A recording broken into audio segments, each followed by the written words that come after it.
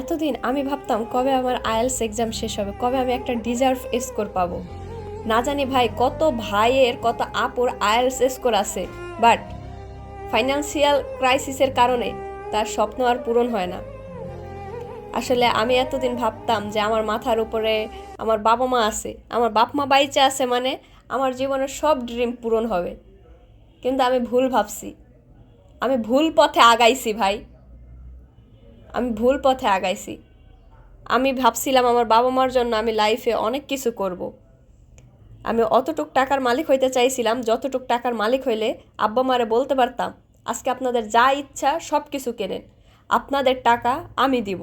ভাই পাসপোর্ট বানাইলাম, আইএলটিএস দিলাম, কিন্তু এখন ফাইন্যান্সিয়ান্সের মানে এই প্রবলেমটায় আমার আমার স্বপ্নগুলা ভেঙে দিল।